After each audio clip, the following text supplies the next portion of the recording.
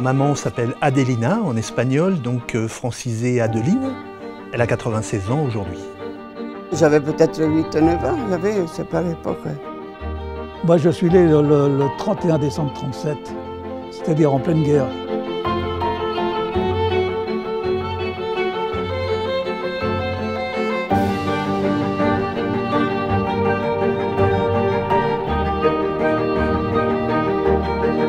Si je vous raconte, ma maison, elle était toute près du front. On voyait les avions quand ils venaient pour bombarder le pays, quoi. Alors on est obligé de se cacher tout le temps. Il y avait des maisons où il y avait des grottes, alors on allait se cacher dedans.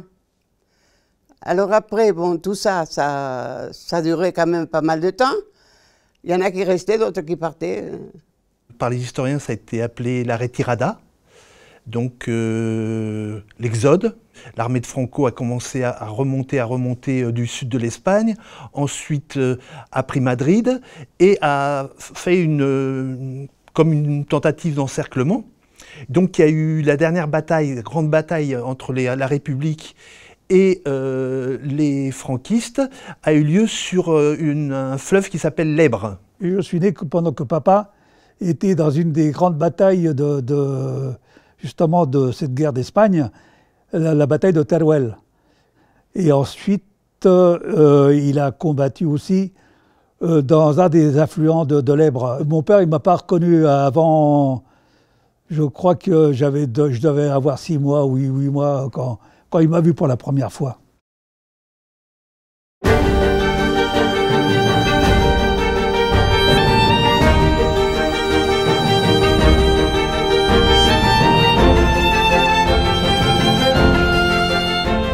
L'idée, c'était de tenter de casser cette tentative d'encerclement et ça a échoué. À partir de là, toutes les populations qui étaient au nord, c'est-à-dire l'Aragon, où vivait ma mère, le Pays Basque et la Catalogne, c'est là où toutes les populations ont commencé à remonter vers la France. On avait tout laissé. On avait un cochon, nous, à tuer. On avait à manger, on a tout abandonné. On est parti avec ce qu'on avait dans le dos. Et on marchait. Il fallait passer la nuit, parce que les jours, on ne pouvait pas. Ils venaient, tous les avions nous bombarder. Les jours, on était cachés chez des personnes qui voulaient nous accueillir. Alors le lendemain, on remettait ça. Il y avait des endroits où on couchait, ils nous donnaient un peu à manger. Il y avait des endroits, c'était bien. Il n'y a que Barcelone qui nous a refusé. Qu'est-ce que vous venez faire ici? Il faut revenir chez vous. mais autrement, la nuit, il fallait marcher. Alors on marchait. Pieds nus, on n'avait pas de chaussures. On est parti avec ce qu'on avait dans le dos de chez nous. Hein. On n'avait rien, on a tout laissé. Et puis il n'y avait pas de lumière, hein, comme maintenant, partout. Hein. Il n'y avait que les fossés, il n'y avait que des morts. Quand on s'est réveillé le lendemain, allez, on voyait les morts. Ah, on en a vu des morts, hein. Oh là là, oui. Ouais.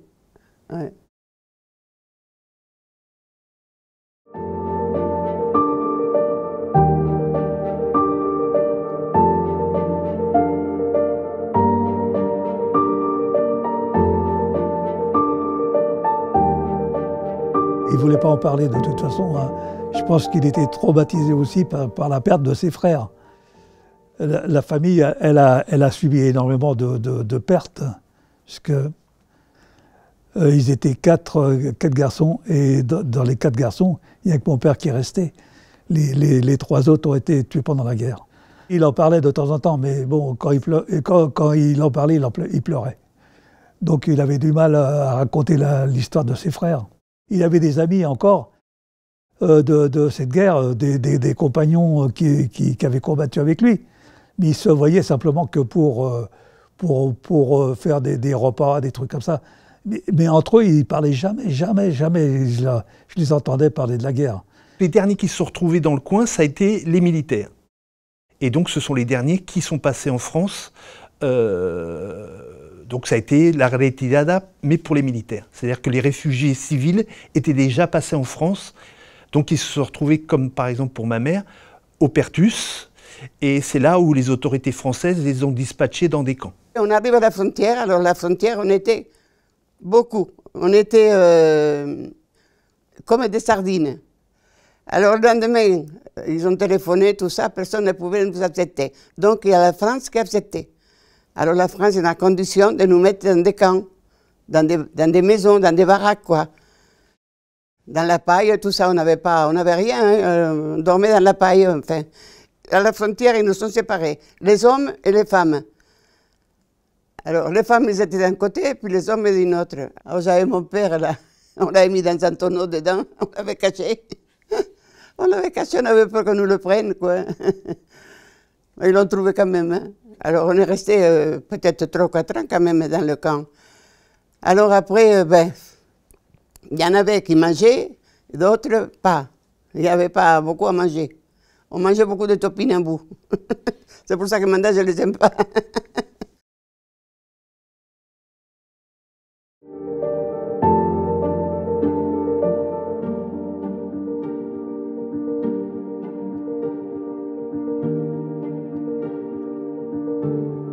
La guerre d'Espagne, ça a été ce choc, en fin de compte, d'une guerre civile qui déchire des personnes entre elles, parce que